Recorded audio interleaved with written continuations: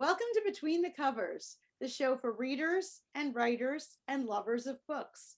I'm Stephanie, and I'm a publisher at Red Penguin Books, where we publish books of all types and genres. So, whether you have a book in your head, or maybe something all ready to go, or maybe even 300 sheets of loose leaf shoved in a drawer, yes, at least once a month, we do receive an envelope filled with loose leaf, scrap paper, napkins. Don't laugh, it happens constantly. Just visit us at redpenguinbooks.com and unleash your inner author. I am so thrilled today to be joined by three authors who have completely unleashed themselves. Christina Hoag is the author of Skin of Tattoos. It's a novel, and Christina writes, when Psycho Loco's member Magdaleno comes home to Los Angeles after serving prison time for a robbery, he wants nothing more than to start a new life. However, there's one obstacle he has to overcome first: his old life. He tries to let go of his bitterness as he was framed by the new leader of the Psycho Locos. And he tries to stay out of gang life for the sake of his immigrant family and girlfriend. But trying to integrate into society after a stint in prison doesn't come easily. Please welcome author Christina Hoag. Thanks for joining me. Thanks, Stephanie. Great to be here. And I know that this novel is not just a figment of your wonderful creative imagination, but you have quite extensive work in this area as well. Yeah, I really grew out of interviews I did with gang members. I was a journalist for 30 something years, and I was a foreign correspondent in Latin America, and that's where I first encountered covering gangs in El Salvador, actually. And they were deported gang members from Los Angeles, deported for various crimes and what have you. And so that gave me the seed of the idea for Skin of Tattoos. Later, I moved to LA and worked for the Associated Press as a reporter. I covered gangs as part of my beat. And I did a lot of stories about gang intervention and gang prevention. And, there's a lot of efforts out here. I still live in LA to prevent gang joining, because this is the capital of gangs in the United States. So I interviewed a lot of different people, in and out of gangs and around that world. And sort of both things came together, and I wrote this book. It was basically out of those interviews, sort of trying to tell the other story, why behind the tattoos, basically, this what lies under the skin of tattoos. You look And way too nice to be interviewing gang members.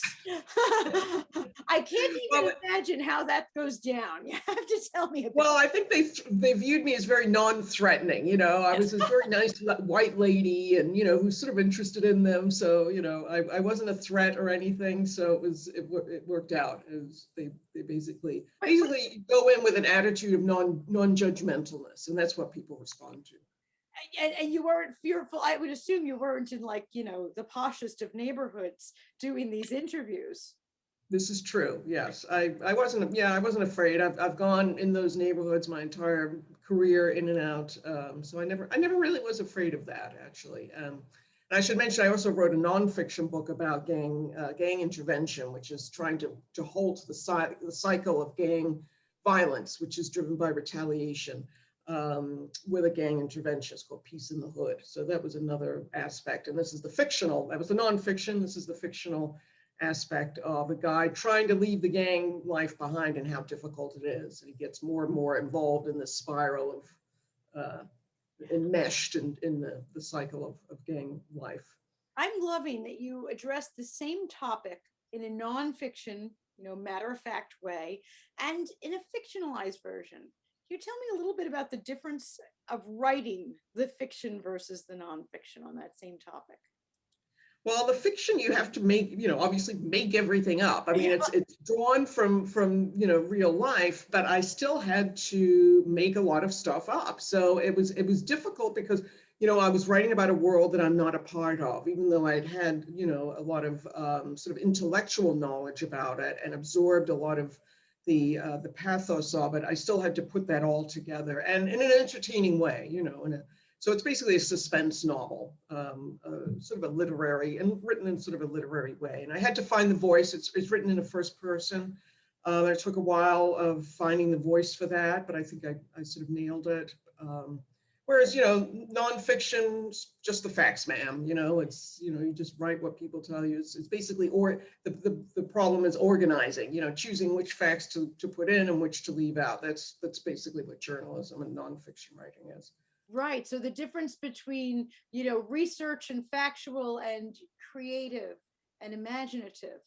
How do you get the voice? I mean, like you said, this is first person and this is a gang member. And I'm looking at you and you've never spent a single day being a gang member. Obviously, interviewing a lot of them, but how do you find that voice? Having the knowledge and finding the voice are obviously two very different things. Yeah, it's a different, I mean, anytime you sit down and you write, that's one of the things, that's one of the things that the publishing industry agents and publishing editors look for is narrative voice. I mean, they really look for that strong voice.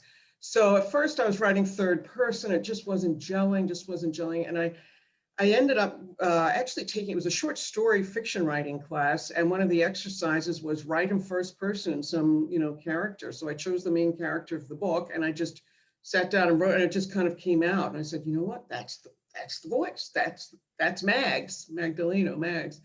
And that's the voice. So it just kind of came out, but it's sort of, it's one of those mysterious things of fiction writing is voice, is where that voice comes from.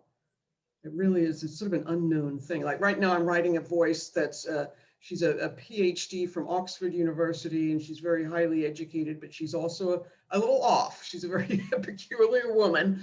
And I'm having a great time writing that character, but it's a completely different voice, It's very much like an actress and you're taking a role, isn't it? To find that. Yeah, and in fact, I actually took acting classes, a few years ago, being in LA, there's acting classes everywhere.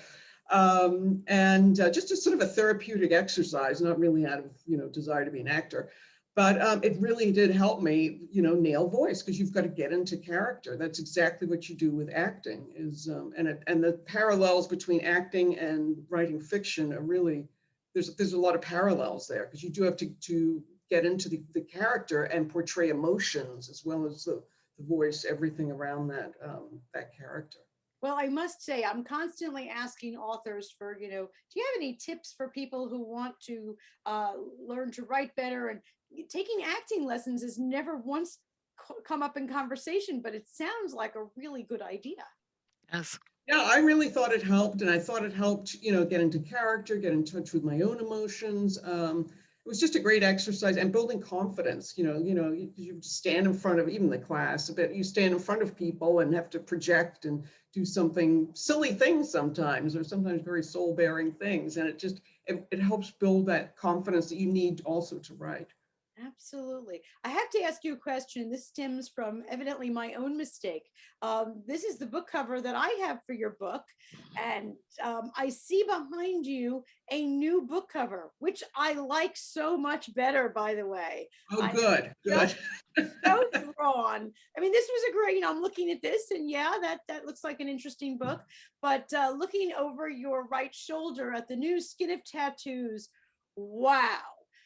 Can you tell me a little bit about what made you change the cover? Because this is something I get asked a lot. I mean, quite frankly, the entire point of a book cover is to make someone pick up the book. If you're in a traditional store, the entire point of the book cover is just to make them reach out, touch it, and preferably flip it over to read the back. The entire point of the book cover on Amazon is to make you click.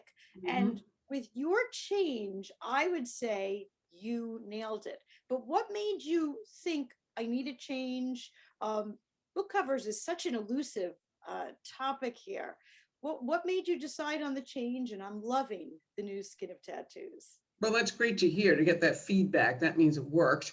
I think it's much more, impactful and compelling. The colors, just the red on the black and the gun and everything. Basically, I got a new publisher. I got I wasn't happy with the old publisher, and who actually I got my rights back a year ago, and now he's gone out of business anyway. So it was like a, sort of a prescient thing. That's probably why he wasn't putting too much into his publishing his books. But anyway, so I got a new publisher called Onward Press, and I did want a new cover. I wanted a whole new thing. I revised the novel as well, which is also great second editions because you can go back and fix stuff, that you read later. You're like, ooh, or even a few typos that sneak in. So I gave it a once over again, tightened things, added a bit more emotion here and there, and got the new cover. So I'm really glad to hear that it works, because I hope it creates more of a compelling impact. Because you're right, that's your best marketing tool as a writer is that book cover. It really is. And people often think that the cover is supposed to do a lot of other things. I've seen covers out there that are very, very busy, for example, and people are trying to, like yours, it's skin of tattoos. Well, you don't have a picture of the guy in the picture or anything else, and that's okay, because too many people try to cram in, oh, I need the guy and the conflict and the setting and the this and the that. Nope, nope. The entire job of a cover is to make me pick up the book. Yeah, sometimes it's a case of less is more, which is often the case in writing anyway, less is more. So yeah, you choose one element and one particular thing. And font, working with book designers too has also taught me a lot about like the emotions and things that just the font of the type can convey, and things like that. So yes, books are very, very visual. I know we do have audio books and everything else now, but it is still a very, very visual medium. Yeah, especially as you have to promote on social media. So you need like that great book cover to, pop on Instagram and what have you, on Facebook. You need, exactly. it is increasingly more a visual medium, or on TikTok, TikTok. Oh my gosh, you only have a few seconds to get that cover out there. Now, I know you were busy working as a journalist in this world. Tell me, but as a fiction writer, did you suddenly have these characters, waking you up at night and talking to them? Why, after writing a nonfiction book, this story at this time? What happened? It was always in the back of my mind. And since a little kid, I've always wanted to write books, novels, because I love to read. I was a bookworm. And I later became a journalist because it would allow me to write. That's what I knew I wanted to do. But I always in the back of my head wanted to write novels and fiction. So finally, I did sit down and pull this all together. And it was just a story that I just had in the back of my head. As I said, it was a somewhat ambitious one to start off with, frankly. Yes. But and I still do this. The character comes as I'm writing. I don't have it fully formed when I sit down to write. It really comes out as I start writing. And as much as I've tried to do character outlines and put down character traits, and some, they say you should do a whole outline of what their favorite color is and their astrological sign and all this stuff. That doesn't work for me. It just seems too contrived. The character develops as I start writing the novel, and the plot, as I start interacting with the plot, then the character starts revealing themselves. So yeah, well, that's how it seems to have worked for me. Just saying that gives a whole lot of people a whole lot of permission, because people think, oh, I don't have it all formulated, I can't even start. And just hearing from someone who's obviously a successful author that no, it's going to come. It's going to come as you're going. And something else that you said, which is huge for people, is you had a first edition and there were mistakes in it and there were things that you wanted to improve. That's just so affirming to hear that, people are often afraid to put anything out there unless it's perfect. Well, you put it out there, it was darn good, but now it's even better. Yeah, I hope so. I mean, again, this was sort of something I was used to as being a journalist, because I put my name and when it went out on my story in the newspaper every day. So I was judged on my work every day. So to me, it wasn't a big hurdle, but I can certainly see it being a hurdle, because you as a writer, you're putting yourself out there to be judged, as any kind of art form. It's not like working in an office where you're sort of doing some mysterious thing at your desk. As an artist, an actor, a performing artist, musician, or whatever artist, you're putting yourself out there. And so it is a scary thing. It is. It can be very, very scary. But thank you for giving us that little out that if you mess it up the first time, or even just having a little typo, there's still time. Not to Yes. worry about it. Yeah, Absolutely. just move on. And even if you don't have a second edition, just you'll do better with the next one. You just keep going. Absolutely. Absolutely Yeah. will. Thank you. Our next author today is author Patrick LeClerc, who wrote Broken Crossroads, Knights of the Shadows, Book One, which means there's more to come in the Knights of the Shadows. And he writes of his book that slaves, crime lords, and corrupt officials are holding sway in a city while war rages beyond the borders and rebellion simmers. Sinister plots are unfolding. Filthian is an acrobat turned burglar, and against the background of deadly blades, subtle schemes, glittering treasures, dark sorceries, and fell servants of forgotten gods, fate has thrown him together with a former mercenary. Please welcome Patrick LeClerc. Thanks for joining us. Wow, this is quite the story. And how many are in the series, first off? So there are 2 out right now, and there will be more. Okay. It's just such a fun group of characters and a fun setting. I'm definitely going to play with it more. It certainly sounds like a fun group of characters in a fun setting. Tell me, how did you get your start with this group? Did they just wake you up one night and say, tell our story? Kind of. I've always read a lot of speculative fiction, science fiction, fantasy. I've always been steeped in that. So I kind of always wanted to write in that genre. And I started realizing as I, excuse me, I have a little bit of bronchitis. As I started reading more in the fantasy genre, it tended to be getting more towards the big epic trilogies than away from the older, more visceral, pulpy sword and sorcery adventures that I remember as a kid. So I wanted to capture that, just the fun of it again, the excitement. And I figured I'd give it a shot. And I really fell in love with the 2 characters. And to echo what Christina said, I think I do kind of do the same thing. I get a vague idea for a character, and then I put them in a situation, and as they interact and they bounce off each other, they really develop and you find a voice. And with these 2, it just worked. The chemistry is just great. So I had a lot of fun with it. That's fantastic. I love to hear when writing is fun and not like, how do I get over writer's block and all the other drudgery? I'm loving that. So you just dove in and didn't really know where it was going to go as far as the book series? Pretty much. I'm not a planner. I'm not an outliner. I've tried, and it kind of stifles me, and I don't feel any drive to move forward. But if I take either an interesting situation or an interesting character, and I put them in a situation and I give them a conflict, and then I play with it, and that will tell me where it's going. And sometimes that'll answer questions of where it's been before.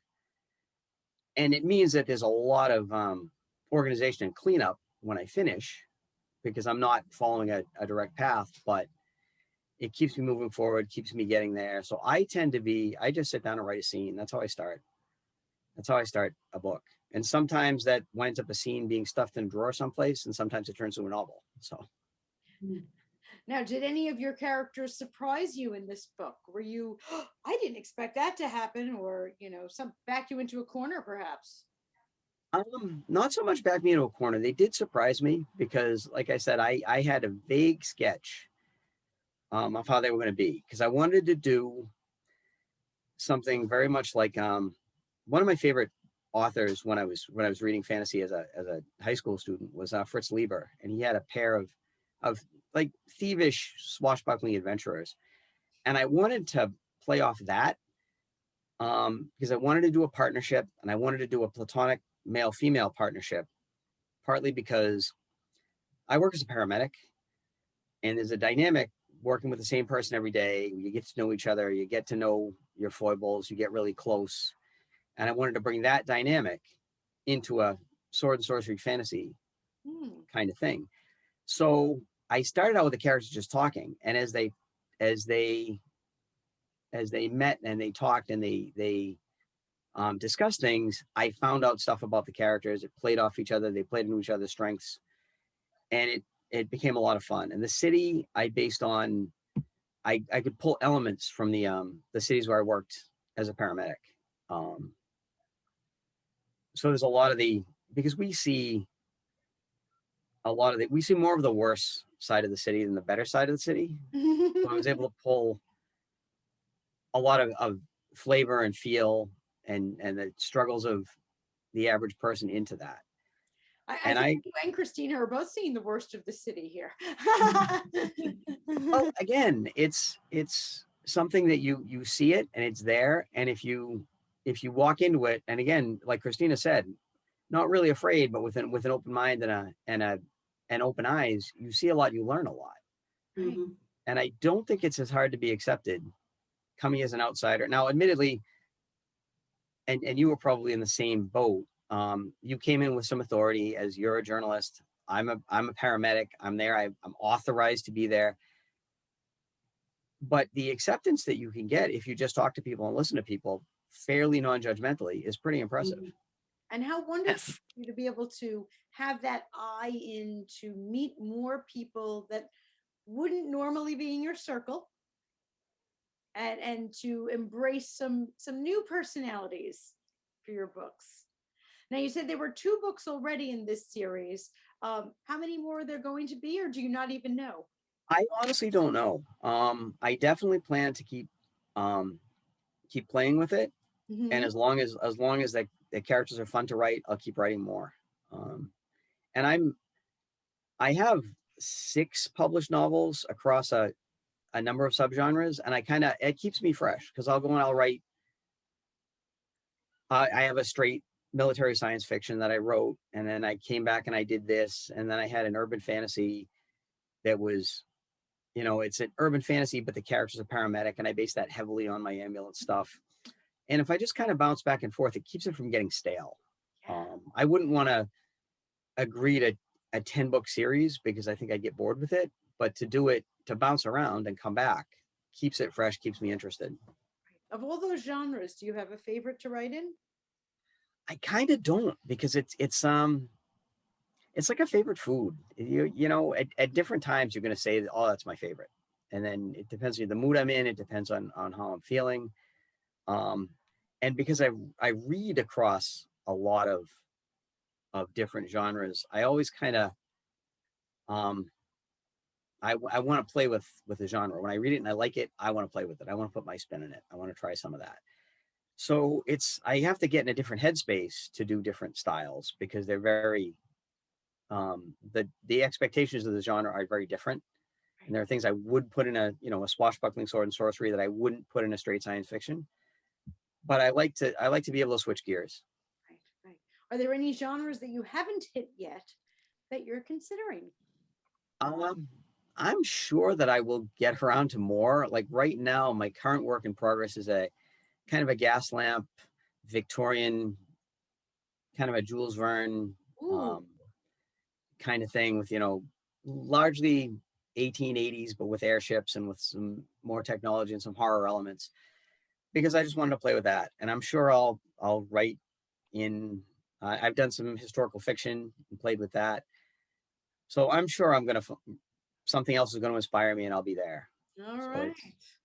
Is there any that you know for sure I would never do? Nonfiction, romance. Is there any of those? I probably won't do romance, only because I've tried and I'm not good at it. No, I haven't tried a traditional romance book, but I've had, that's been one of the struggles, is putting romantic plots into books. Mhm. And I'm not particularly good at it. And I may play around with it just because I may find it enough of a challenge that I want to do it. And nonfiction's always been interesting to me. I was a history major in college, Okay. so I enjoy nonfiction. And that's one of the reasons I like to write fiction, is I can pull all my interests into my fiction. I can pull different periods of history Right. and different things that I've done. So I will probably get around to all the genres. Because I guess commercially they suggest you write a series, and that's too easy. So I'm going to just bounce around and write a bunch of disconnected standalones. See how that works out for me. I always say that you have to write what you're passionate about. You know what I mean? So, I mean, that includes all these different interests you can incorporate into a novel, you know, because they say, write what you know, but I say, write what you're passionate about, you know, if you have an I interest. absolutely agree. I agree as well. Period, or a particular country, or, you know, culture, you know. And delve into it. especially, you know, Christina, I see over your right shoulder also another novel which is completely different than a gang war. And Patrick, you're talking about other published books which are completely in different genres than this fantasy series. So, you know, that's the fun of seeing where your passions go and not feeling tied down. Like you said, you wouldn't want to get tied down to Right. a 10-book series, because now you're kind of stuck. You know, Yeah, or even writing one specific genre over and over. You tend to then authors tend to just write the same book over and over and over. Yes. Exactly. So, and Exactly. be very commercially successful. That's a very yes. viable strategy. And it is a viable commercial option, and Yes. probably one of the better viable commercial options. It is. And It is a work. Yes. right.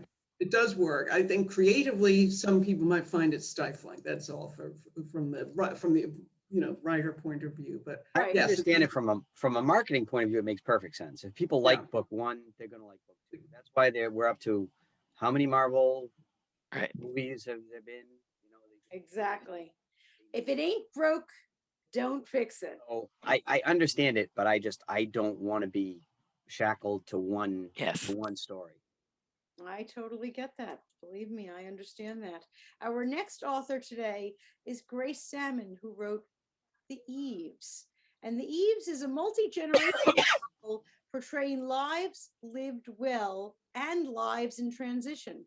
Filled with poignancy and humor, The Eves captures the conversations we wish we had with our parents, if taken the opportunity, and the lessons we would want to impart to our children if they were ready to listen.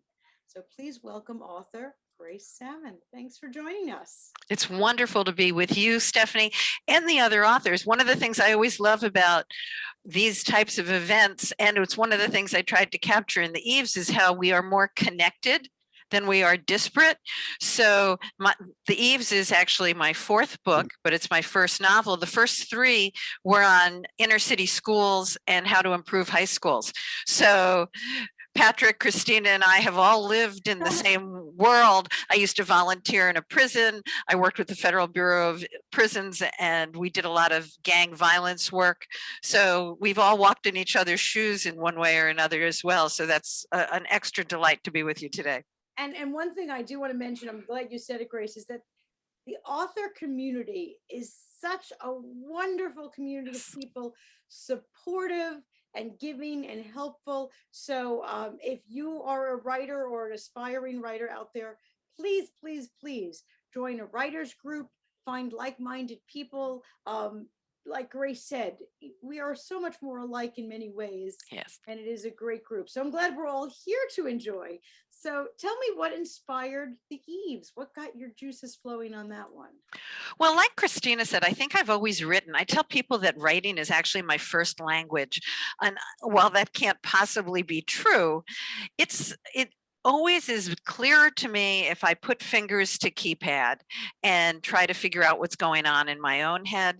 So I had written, as I told you, several other books. And those books, although they are data-driven and they focus on education, they very much tell the story of teachers and administrators and groups in the trenches in these inner city schools. And I was traveling 200 days a year. I was an educational consultant. I owned my own firm. I had started several businesses that focused around this work. And then I got to a point where 200 days a year is a lot to travel. And I thought, what do I want to do now? And I was at a point where my parents were deceased, my children were now adults. And I thought, who am I when I'm not going to be the mother, the child, the person who runs this educational consulting firm? So I decided to kind of create a character who was at that crossroads. And that was Jessica. And she is very, very broken. And what happens with her is she's hiding from the world. She's hiding from her career. She's hiding from her every single foible that she has, but she's not hiding from her vodka. And or her sense of loss and guilt about things that have happened in her life. So she's lucky enough to have a very bossy friend who says, this hiding from the world will stop. You need to find out how to leave your mark on the world. And she introduces Jessica to a group of old women, and they have all decided to leave their mark on the world in a very special way. So I didn't know that. I'm an educator, as I mentioned, and I think in some ways, you know, I approach it as an educator, we call that starting with the end in mind. So I knew what I wanted. I had this character who had this dilemma, who she was going to be, and I knew how I wanted that to resolve. What I didn't know at all was the middle. Mm. So, and that was the fun part as a writer and also the challenging part as a writer. And like Christina, it's written in first person. And Christina, I love what you said about writing in the first person, because that's really a very uncomfortable place for some readers to be. You know, I loved it. I'm a big fan of Woman in the Window. And that's all in that character's head.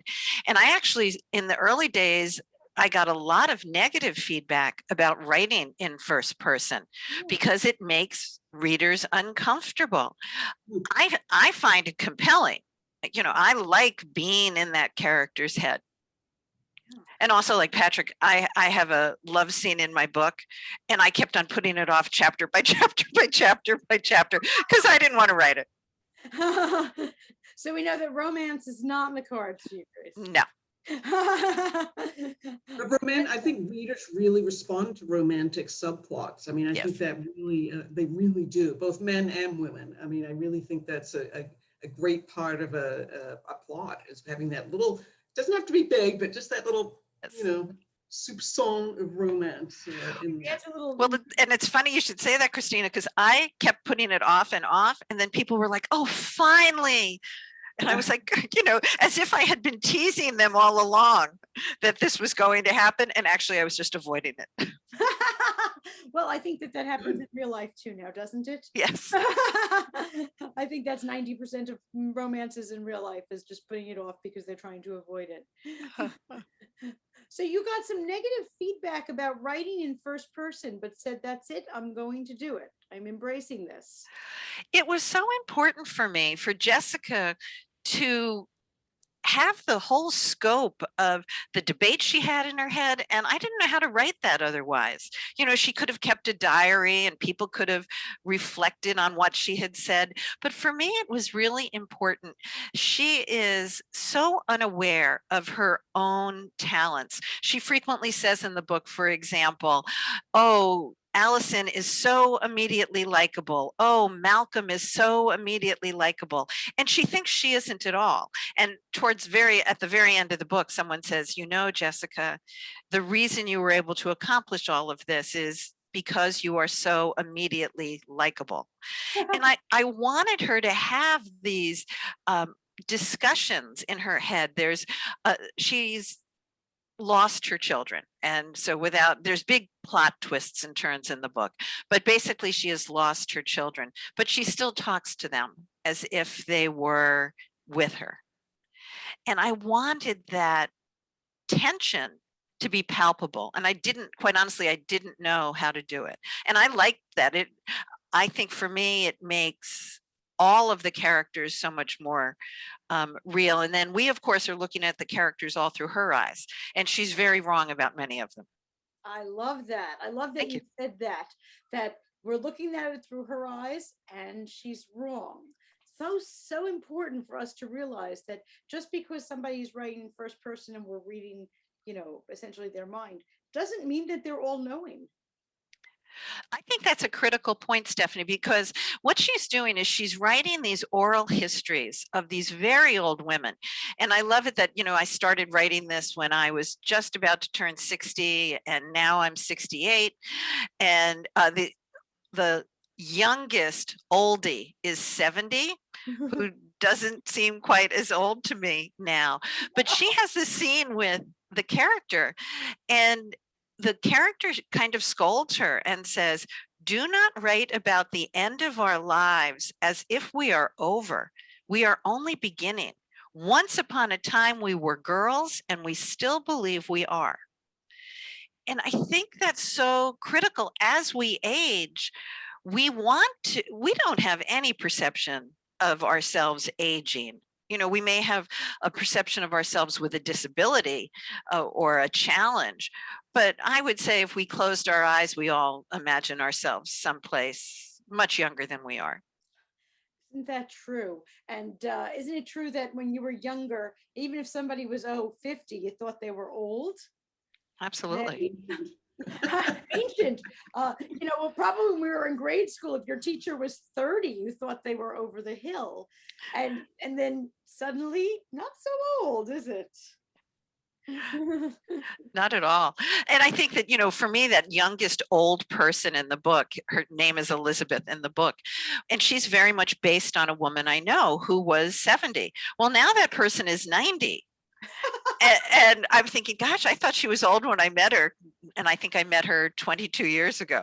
So, yeah. And now you know better. She's not really old. She is not. Well, one of the things you said that was so interesting, Grace, is that you yourself were at this crossroads in your own life and then wrote this novel.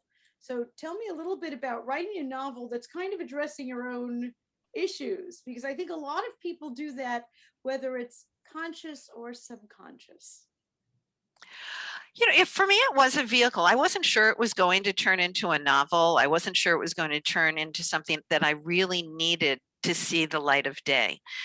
And then somebody said to me, "So if you had one thing to do before you die, what would it be?" And I was like, oh my God, it is to get the Eves published and out in the world, because I wanted the conversations. It's very much about understanding and conversations. It's very poignant at the same time. So we start out in Washington, D.C. I involve kids from inner city schools because that's what I knew. We're at Calvert Cliffs, Maryland. We have a side trip to Africa. We go to Norway.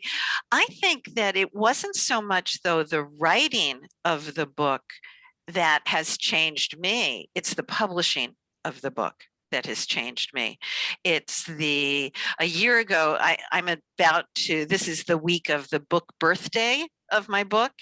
I didn't know there was such a thing as a book birthday. If you had asked me what that was, I probably would have told you it was silly, just like I would have told you Facebook and Instagram were silly. And now I seem to live there most of my life. I didn't know what a TBR was, a to be read list. The list of things I did not know a year ago, whether it was how to Zoom or how to StreamYard, or I thought ISBN numbers were magically given to you by the Library of Congress. I really did. I didn't know that you buy a packet of 10 and give them away if you need to. So I think it's the whole process of being a differently published author. I certainly had the experience with my other 3 educational books of being a published author, and there's all this aura. Once you publish, people think you're somebody that doesn't clean their oven or something, right? But you're supposed to do that? Yeah, I just finished 2 loads of laundry before we came on today. But I think that there's this aura, and I was used to that, and I'm going to say a silly aura. We are just people who clean our ovens and fold laundry. But I wasn't prepared for this new era of publishing in a pandemic, being in people's homes, just the whole difference, being active in various Facebook communities, helping other authors as if I'm some sage after, this last year. So that's been the thing that has really changed me. I've got so many new opportunities. I did a voiceover for somebody the other day because they liked my book trailer. And while I am in love with my cover, it's my second cover as well. What for me, the best promo piece was having an exceptional book trailer, just like a movie trailer. Very cool. Well, I love that you're talking about all of these wonderful, kind of byproducts that came with publishing, that the entire world changed upside down. And Absolutely.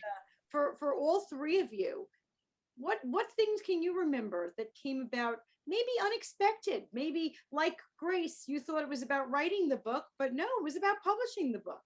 What wonderful things? Maybe you had a fabulous fan encounter. Maybe you got an extra dessert. I don't know. I have two things that I'll share. One was very unexpected, and it was when a 97-year-old woman wrote to me and said, I want to take my place with the women of the Eves. And will there be another book in my lifetime? Oh, Talk about pressure. And then obviously talk about the invitation to write a sequel, which I don't see at the moment. that's And then, wonderful. yeah. And then the other thing, I mentioned I did a voiceover. I did an interview with a wonderful woman named Dr. Gail Carson several months ago. And she loved our interview so much. It was a radio interview. She's offered me my own radio show. Oh. And I was like, oh my gosh, sure, let me do that. So we start recording in July, and that's totally unexpected. Wow, I love these byproducts of publishing. Patrick, how about you? Anything come up that jumps to mind that you said, wow, didn't expect that to happen? I'm trying to think of specific examples. I entered a different book, my urban fantasy out of nowhere, which was my paramedic themed urban fantasy, in a competition, the self-published fantasy blog off a couple of years back, and it made the finals. I felt terrific, and then it got eviscerated in the finals. And what I learned was the way to respond to criticism, because I got beat up, and I thanked everybody for taking the time to read it. I'm like, sorry, it didn't work for you. I wanted to, say that thank you for the investment, and the amount of goodwill I got for the reaction was tremendous. I made a bunch of friends out of it. I had people offer other books of mine. I have, people who push my other stuff. I've had people giving me advice on it, what they didn't like, why it didn't work. But it's more of how learning how you react to the negative is almost more important than how because everybody likes praise. We all love the 5-star reviews. That feels great. And there's the drive-by 1 stars with no writing that people do, and that's nothing. But when somebody takes the time to go out of their way to tell you how terrible your book is, it's to demonstrate the ability to say, thanks. I replied with a GIF image of this Viking walking into the woods and like a million arrows coming and hitting him. I'm like, yeah.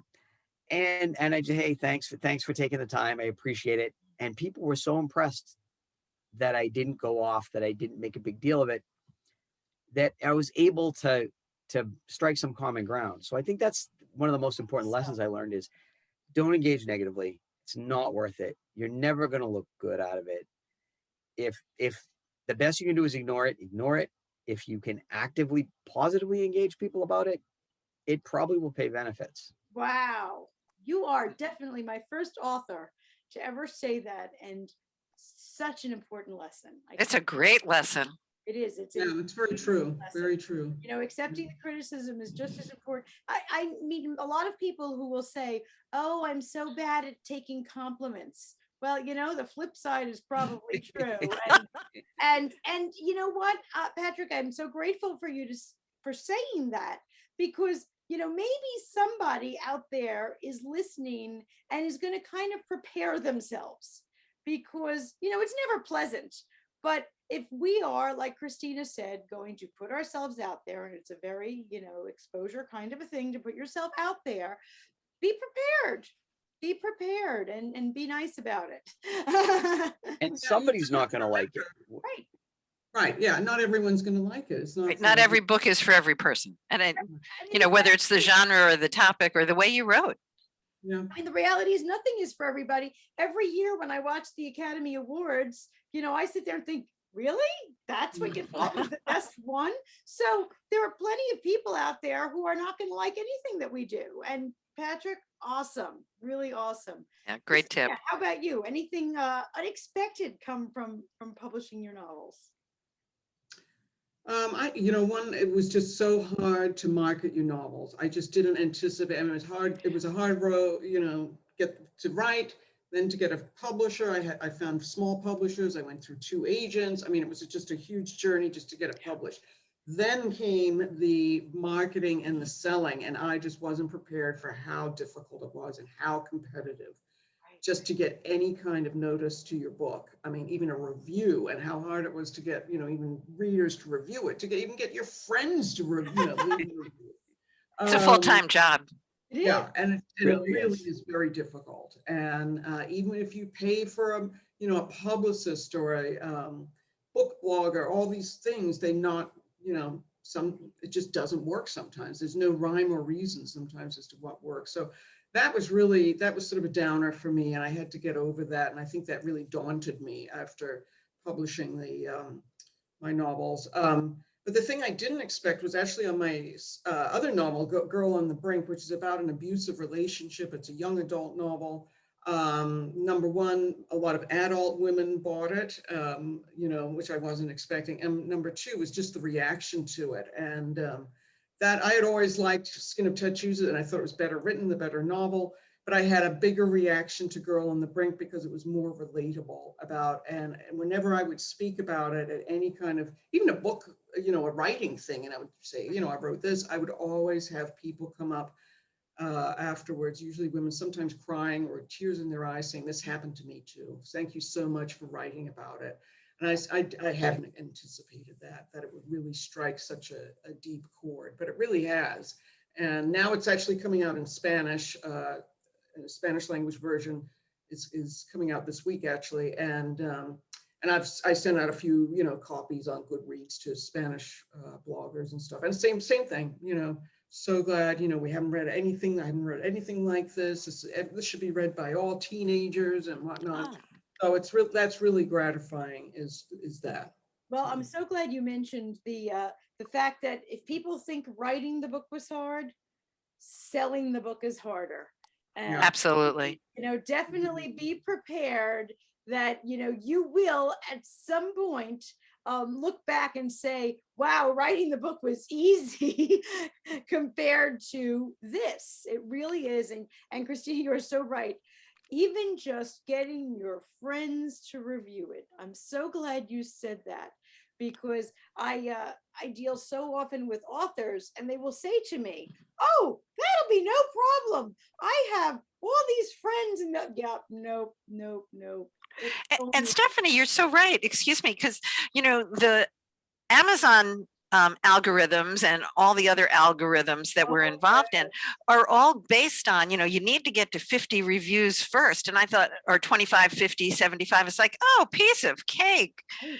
My book's been out just a year, and I think I had 77 reviews this week. And that's apparently like a great number. And That's that was really like, good. you were like begging people, I'm sure. You were like calling them, did you leave it? Did you leave it? Did you leave it? I'll hold your hand. So there's that relationship building all of the time. And even if we have publicists, we wind up doing a lot of the work on our own. I'm sure the 3 of us are not only grateful to you, but at the end of this, we'll say, and if you have any other people that you would like us to be on their show, please let us know. And that's the kind of thing that just begins organically, that we then become our own publicists. The challenge for me this year has been the part of my brain that markets and engages like this, unfortunately, is not the same part of my brain that allows me to sit down and write. Right. So for the people who are churning out books continually, I'm so impressed with Patrick and Christina, because I have to tell you, I think I've written 5 pages during the pandemic, where a year ago I went, oh, I've got this down. Yeah. Different parts of my head. It is a lot, and it is definitely not easy. And yes, even if you employ a publicist, assume that it's your responsibility, your problem, and your boots on the ground. That's I just think that's something we don't, as a new writer, you don't think that's it. You think you're going to write the book, you're going to get it published, and then somebody's going to magically do all the marketing. and it just doesn't happen. Right. Doesn't. They're just going to wave their magic wand Yeah, and I wrote it. I did my part, right? Exactly. It's not, it And just it's doesn't not. work that way. And, unfortunately, when it comes to marketing, and this is just a general statement about marketing any product, it is a numbers game. And the numbers that we are dealing with on every single level are less than 5%, which means that if, 10,000 people heard of something, only 5% will even remember the name of it. And only 5% of that 5% will buy the item. I mean, that goes with anything. And Right. it's so much about, just increasing the volume because, like you said, Christina, if we count on just those people who say that they're going to do something, they're not. Even when authors I work with send out a curated mailing list to people who have signed up, and I'm all for getting those mailing lists. I mean, that's what we have to do. But if you have a mailing list of 100 people, 5 of them are going to buy the book.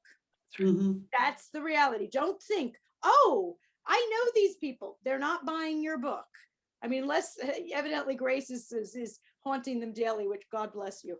But it's I'm not. But I think that there's this sense that if we don't do it, the story won't get out there. You're absolutely right. Yeah. It's not easy, but that's why we also have to keep through social media and all these other things, widening the audience, because the more people that are at the top of the funnel, then the 5% gets to be a bigger number. But it is definitely, it's a lot of work. And I am so grateful to all of you. Tell me before we leave, what is next on your agenda?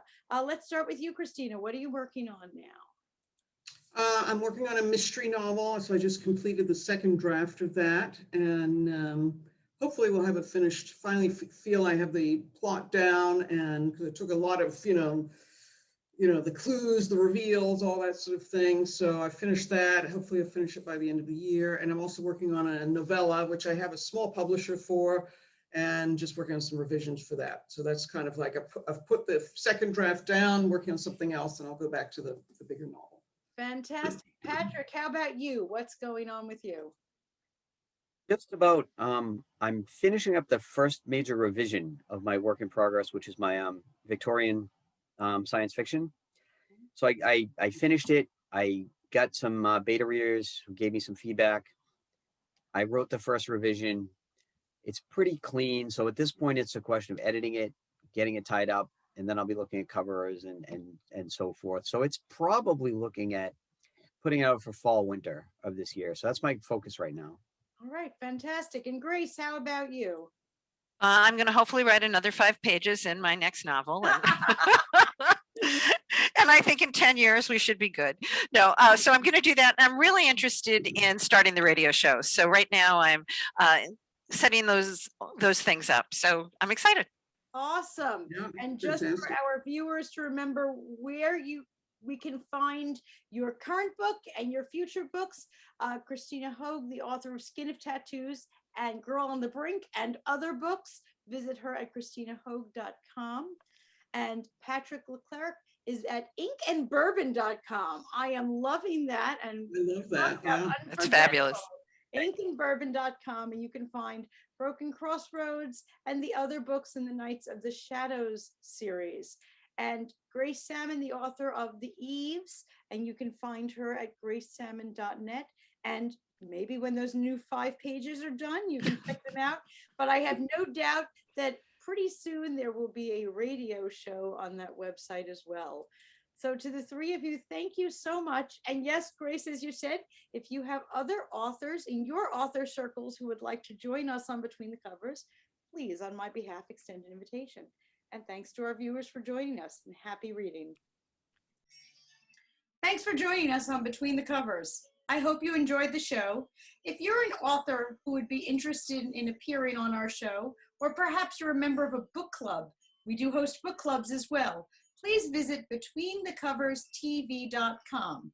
By the way, at BetweenTheCoversTV.com, you can watch past episodes in addition to learning more about our authors and guests. So sign up there if you would like to be a guest on the show yourself. And if you have some books that you would like to get written or published, visit redpenguinbooks.com. Thanks so much for joining us.